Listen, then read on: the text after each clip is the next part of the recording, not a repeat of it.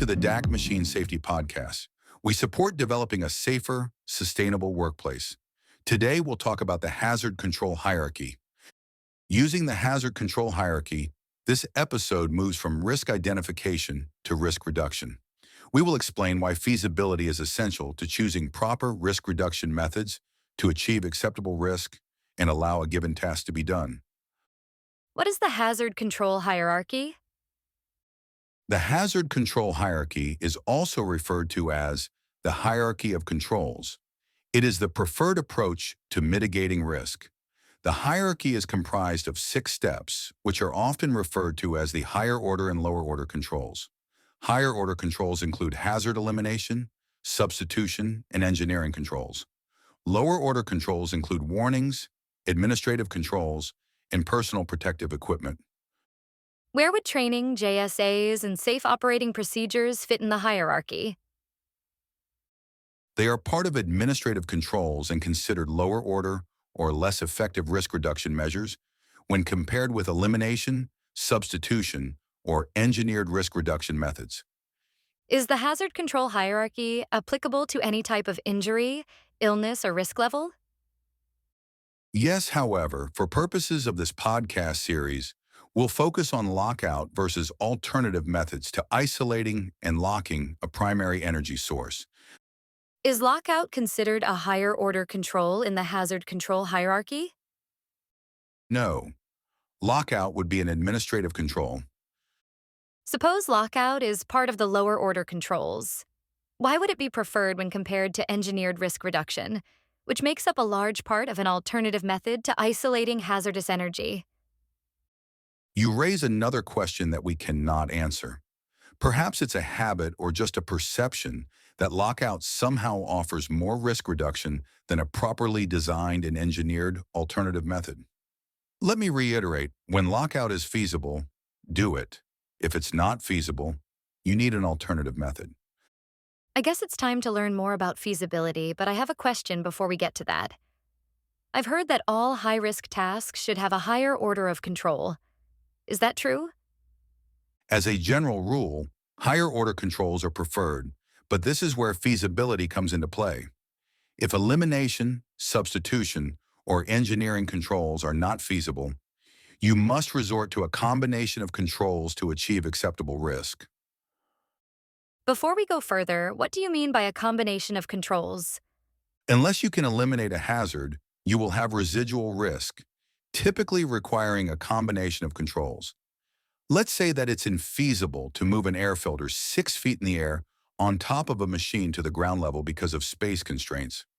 In such a case, you might consider having stairs and a work platform to change filters and perform other maintenance. If that's not feasible, you'll have to have fall hazard control in effect. Can you explain further why lower order controls are not the preferred method of risk reduction in this example? Sure. Lower order controls would require warnings to employees about fall hazards, training and other administrative controls, and PPE or personal protective equipment. This combination of controls achieves acceptable risk for the task, but requires far more resources to manage workers' ongoing safety. It is always a concern that people may take a shortcut, which could increase the risk of injury. That makes sense. Now, to my question about having higher order controls for high-risk jobs. Let's use an example that takes place every day in this nation. Troubleshooting a live 480-volt electrical panel is a high-risk job. We don't need a documented risk assessment to know the task involves high risk. Now let's try to apply the higher order of controls. Elimination, substitution, and engineered controls are not feasible. If we cannot achieve acceptable risk through a combination of lower order controls, the nation will shut down, literally. Troubleshooting electrical panels is fundamental for maintaining operations in all organizations. How do we make these workers safe? OSHA has other regulations for tasks involving live electrical energy. OSHA defines qualified workers as those specially trained to work on live electrical equipment. Qualified workers must protect themselves against all electrical hazards, including shock, arc flash, burns, and explosions. Are all electricians qualified to work on live electrical hazards? No, training is key. Even an experienced electrician is not qualified in OSHA's eyes unless the employer can show proof of the appropriate training and certifications. The details of this subject are beyond the scope of what we are covering. We use the example to show that feasibility is key for using the hazard control hierarchy. Okay, I understand the concept of higher and lower order controls, and I'm beginning to understand how feasibility comes into play. Can you summarize the hierarchy in a manner that I can explain to my management? Sure, the hierarchy provides a systematic way to determine the most effective and feasible method to reduce the risk associated with a hazard. When controlling a hazard, the organization should consider methods to eliminate the hazard or substitute a less hazardous method or process. This is best accomplished in the concept and design phases of any project. If this is not feasible, engineering controls such as machine guards and ventilation systems should be considered. This process continues down the hierarchy until the highest level feasible control or combination of controls is found. Do you have any other examples of the feasible application of controls? Noise is a good one. Noise is a waste of energy and is particularly difficult to control.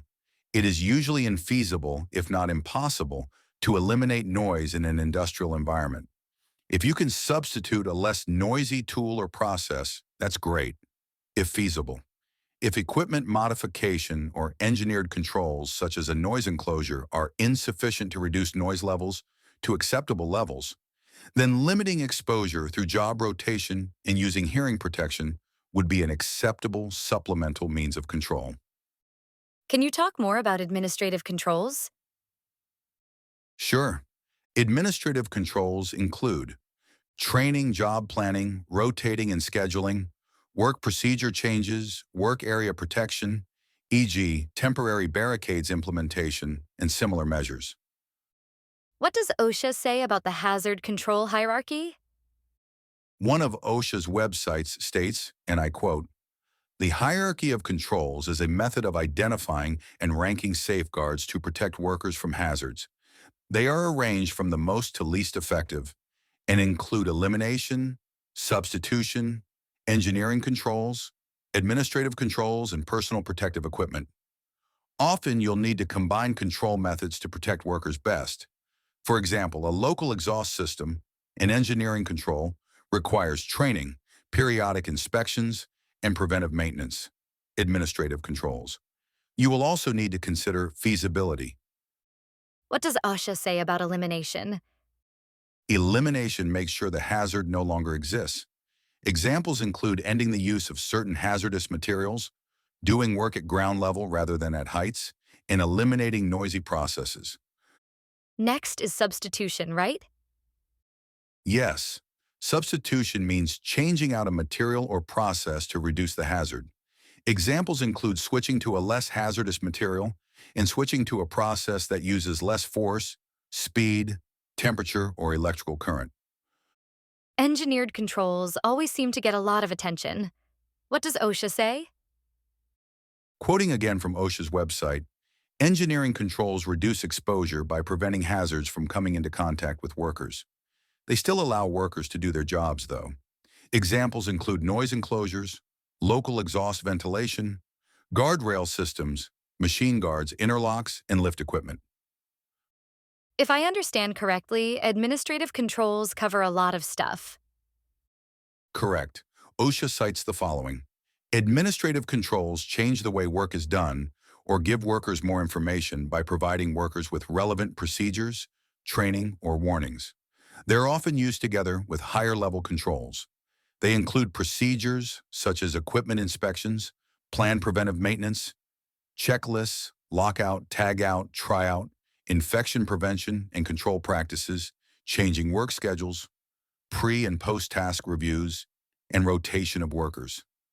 Administrative controls include training on topics such as hazard communication, permit-required confined space entry, lockout, tagout, tryout, and safe work procedures. Lastly are warnings such as signs, backup alarms, smoke detectors, computer messages, mirrors, horns, labels, and instructions. Doesn't the ANSI B11 Zero Hazard Control Hierarchy list warnings before administrative controls? Why does OSHA have it as part of administrative controls? That's a good question. Suffice it to say that even though the hierarchy has been around for decades, this area has never had consensus. From our perspective, it's a difference without distinction for a worker. When you have residual risk, it's necessary to warn the worker of those hazards. Often, that is done as part of training. When and how you do that is up to the organization. It's all part of your duties under the General Duty Clause. Okay, I guess that gets us down to personal protective equipment. Correct.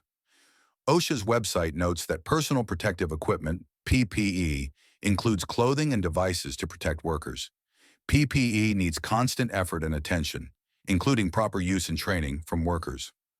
Higher-level controls aren't always feasible, and PPE might be needed in conjunction with other control measures. Examples include safety glasses, personal fall protection systems, and related equipment, hard hats, respirators, hearing protection, and protective clothing. You keep repeating the source of your information. Why is that? Listeners need to be confident that this new learning is based on credible sources. The developers of this podcast series have extensive experience in engineering, occupational safety, and the world of ANSI standards. However, our voice is not as credible as the OSH Act and OSHA regulations, using approved ANSI standards and other credible sources, like peer-reviewed articles from ASSP. We want listeners to have confidence in what is being said. Does OSHA's website say anything about feasibility? It does, and don't be surprised that it is different from that of B11. OSHA cites, to decide if a control is feasible, you need to know how well it can protect workers and whether it can be implemented successfully. Consider whether it is right for the hazard, appropriate, given how likely injuries or illnesses are, consistent with employer policies, laws, and regulations, not too burdensome to workers, recognized as an appropriate practice in the industry, effective, reliable, and durable, readily available, cost-effective, short and long-term. Does OSHA say anything else? Yes, under the heading of how can you use the hierarchy of controls, OSHA states in part, first you will need to identify the hazard X you are trying to control with workers and their representatives' participation. OSHA continues with, remember that you may need a combination of control methods, such as engineering controls plus administrative controls, to provide the best level of protection. Be sure to comply with any workplace regulations, which may require specific types of control for certain hazards. We remind listeners that an alternative method is just one example that combines engineered controls along with warnings of the residual risk of the task, administrative controls, and required personal protective equipment. Thanks for tuning into this episode by DAK Machine Safety. Today we talked about the hazard control hierarchy. In the next podcast, we'll debunk myths.